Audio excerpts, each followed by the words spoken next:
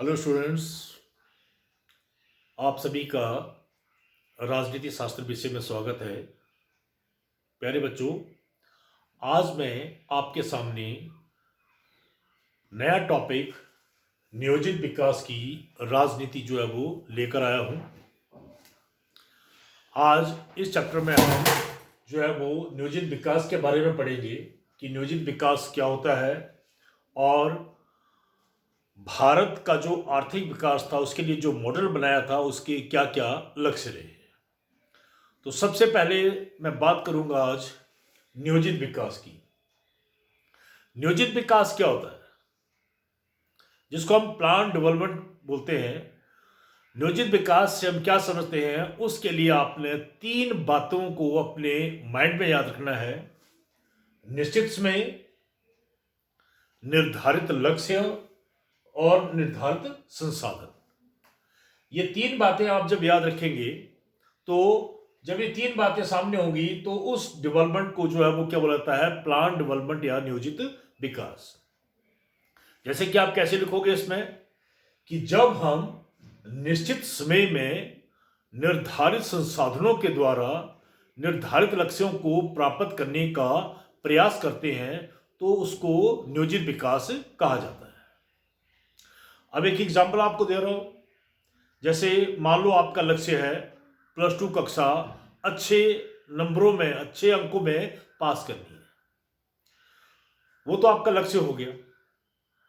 अब समय भी निश्चित है, क्योंकि आपको पता है कि जैसे जो सेशन होता है उसके एंड में एग्जाम होते हैं।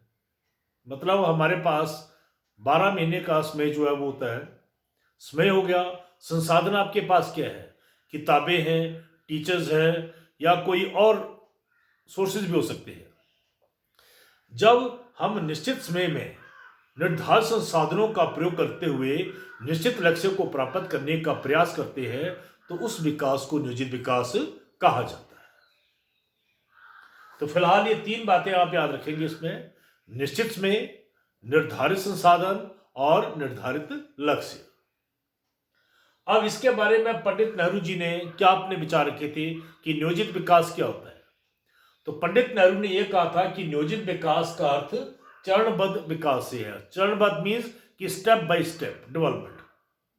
ये नहीं है कि एकदम छलांग लगा देनी है, कि स्टेप बाय स्टेप आप कोई काम करोगे तो उससे प्लान डेवलपमेंट होगी, नियोजित विकास होगा। उसी प्रकार M.N. रॉय के अनुसार समाज या नियोजित विकास से अभिप्राय समाज के सर्वांगीण विकास से है। मतलब M.N. रॉय जी ये बताना चाहते हैं कि नियोजित विकास क्या होता है कि जिससे समाज का सर्वांगीण मतलब हर पक्ष से समाज का विकास हो और जिसका प्रभाव जो है वो जन सामान्य अनुभव कर सके। मतलब आम जनता को पता चल सके, अनुभव कर सके जनता कि हाँ अभी डेवलपमेंट हो रही है। तो यह था हमारा नियोजित विकास क्या होता है और उसकी परिभाषा क्या है। उम्मीद करता हूं आपको ये चीजें जो है वो समझ आ गई होगी। Is that clear? तो अब हम शुरू करेंगे। अगला क्वेश्चन जो हमारा आएगा अभी इसमें वो है आपका, प्यारे बच्चों, अब हम आज डिस्कस करेंगे भारतीय आर्थिक विकास के प्रतिरूप के क्या क्या लक्ष्य है। मतलब भारतीय आर्थिक विकास का जो मॉडल हमने अपनाया हुआ था उसके सामने क्या क्या लक्ष्य रहे। तो सबसे पहला जो लक्ष्य रहा है वो नवीन सामाजिक व्यवस्था, कि समाज के लिए एक नई व्यवस्था होनी चाहिए। तो भारतीय आर्थिक विकास के प्रतिरूप के सामने पहला मुख्य लक्ष्य रहा है कि एक ऐसी सामाजिक व्यवस्था होनी चाहिए जहां हर व्यक्ति को आजीविका कमाने के समान अवसर प्राप्त हो। आजीविका मतलब अपनी रोजी रोटी कमाने के समान अवसर प्राप्त हो। पैसा और उत्पादन के साधन एक या कुछ एक व्यक्तियों के हाथों में केंद्रित ना हो। तीसरी बात, समान कार्य के लिए समान वेतन। मतलब स्त्री पुरुष अगर बराबर काम करते हैं तो उन्हें बराबर वेतन मिलना चाहिए। इसके अलावा सामाजिक सुरक्षा है, जैसे बीमारी, बुढ़ापा या अंगहीन होने की अवस्था में सरकार की ओर से उन्हें पेंशन इत्यादि दी जाए। स्त्रियों बच्चों को आर्थिक संकट से विवश होकर कोई ऐसा काम ना करना पड़े जिसके उसके स्वास्थ्य पर बुरा प्रभाव पड़ता हो। या इसके अलावा पंचायतों की स्थापना की जानी चाहिए ताकि हर व्यक्ति निम्न स्तर पर शासन संचालन के कार्यों में भाग ले सके। अनुसूचित जाति जनजाति के लोगों को की सुरक्षा के लिए विशेष सुविधाएं प्राप्त होनी चाहिए। तो भारतीय आर्थिक विकास के प्रतिरूप का जो पहला मुख्य लक्ष्य था वो ये था कि एक ऐसा समाज होना चाहिए कि नई सामाजिक व्यवस्था होनी चाहिए जिसमें ये तमाम चीजें जो है वो आनी चाहिए।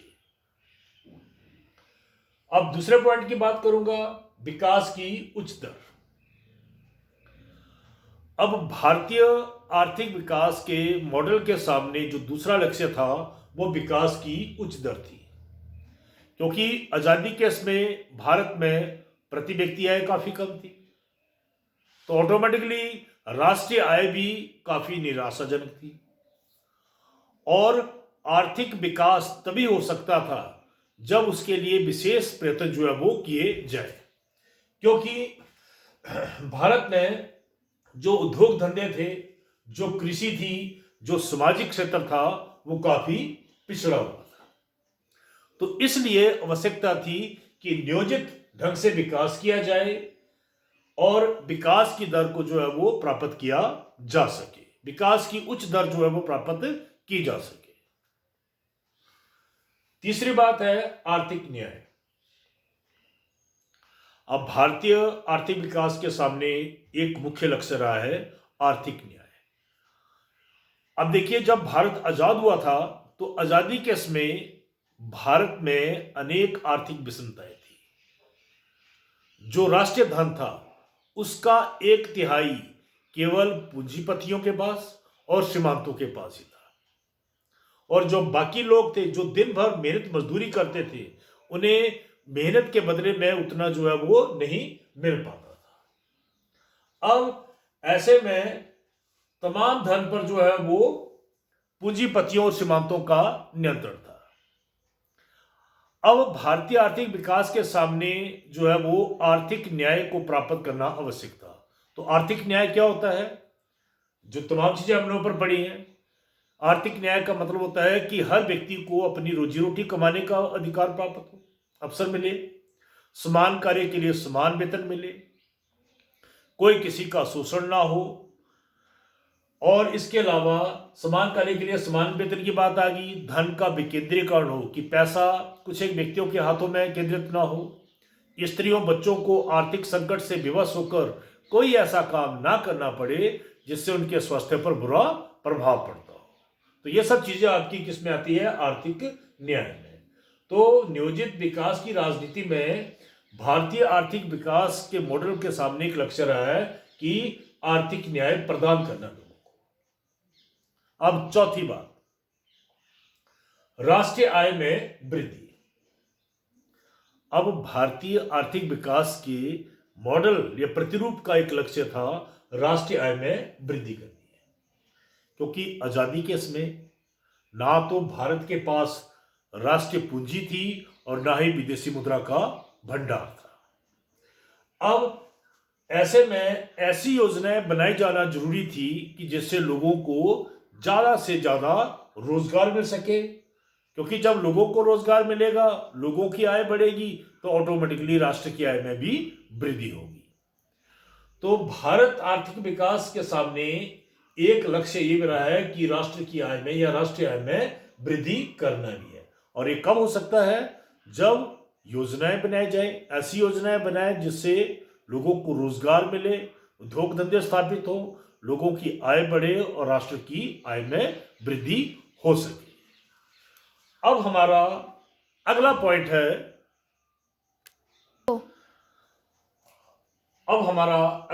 है, कृषि का विकास। प्यारे बच्चों, आपको पता है कि भारत लंबे समय तक अंग्रेजों का गुलाम रहा है और अंग्रेजों ने ऐसी नीतियां अपनाई थी जिसकी वजह से हमारे जितने भी उद्योग धंधे थे, जो देसी उद्योग धंधे थे, वो पूरी तरह से नष्ट हो गए थे। और ऐसे में हमारा जो भारत है एक कृषि प्रधान देश बन गया था। हमारी जो अर्थव्यवस्था थी वो कृषि पर आधारित हो गई थी। परंतु हमारे देश में खेतीबाड़ी जो है वो पुराने ढंगों से की जाती थी। अब जब पुराने ढंगों से जब खेती की जाती है तो उसका परिणाम क्या निकलता है कि हैंड टू माउथ, कि आप जितनी मर्जी मेहनत करिए केवल आप उतना ही उत्पादन कर पाएंगे जितना कि आप खा सको, या अपने तक ही आप सीमित रहोगे। अब ऐसे में भारतीय अर्थव्यवस्था के सामने, जो भारत के सामने आर्थिक विकास का जो लक्ष्य था, उसके लिए जरूरी था कि कृषि के विकास की ओर ध्यान दिया जाए। अब इसके लिए आवश्यक था कि किसानों को अच्छे बीज, अच्छी खाद, अच्छे उपकरण, कीटनाशक दवाइयाँ इत्यादि जो है वो उपलब्ध करवाए जाएं, ताकि ज़्यादा से ज़्यादा जो है वो कृषि का उत्पादन हो सके और भारत जो है वो खाद्यान्न के क्षेत्र में आत्मनिर्भर हो सके। तो हमारे सामने, क्योंकि आपको पता है भारत की 80% पॉपुलेशन गांव में रहती है और खेतीबाड़ी पर निर्भर करती है। जब खेतीबाड़ी पुराने ढंगों से होगी तो उत्पादन भी कम होगा। तो इसलिए क्या चीज जरूरी थी कि कृषिगत विकास की ओर ध्यान दिया जाए, योजनाएं तैयार की जाए इसके संबंधित, ताकि ज्यादा से ज्यादा अनाज पैदा हो सके और भारत में खाद्यान्न की कमी को पूरा या दूर किया जा सके। अब छठा पॉइंट है आपका निर्धनता और बेरोजगारी को दूर करना। अब जैसा कि हम सबको पता है गरीबी और बेरोजगारी इन दोनों में घनिष्ठ संबंध है। अब किसी भी देश का विकास तब तक नहीं हो सकता जब तक वहां की जनता गरीब है और बेरोजगार है। अब ऐसे में गरीबी और बेरोजगारी को दूर करना आवश्यक है, तभी आर्थिक विकास संभव हो सकता है। तो इसके लिए भारत सरकार ने कई योजनाएं चलाई है, जैसे अनाज काम के बदले अनाज हो गया, या इसके अलावा और भी है यहाँ पे अंत्योदय अन्न योजना है, महात्मा गांधी राष्ट्रीय ग्रामीण गारंटी योजना है, कई प्रकार की योजनाएं चल रही हैं। अब इससे यह फायदा हो रहा है कि ज्यादा से ज्यादा लोगों को रोजगार मिल रहा है और लोग जो है वो अब लोगों का जीवन स्तर जो है वो ऊपर उठ रहा है। तो भारतीय आर्थिक विकास के सामने एक लक्ष्य भी रहा है गरीबी और बेरोजगारी दूर करना। धन्यवाद।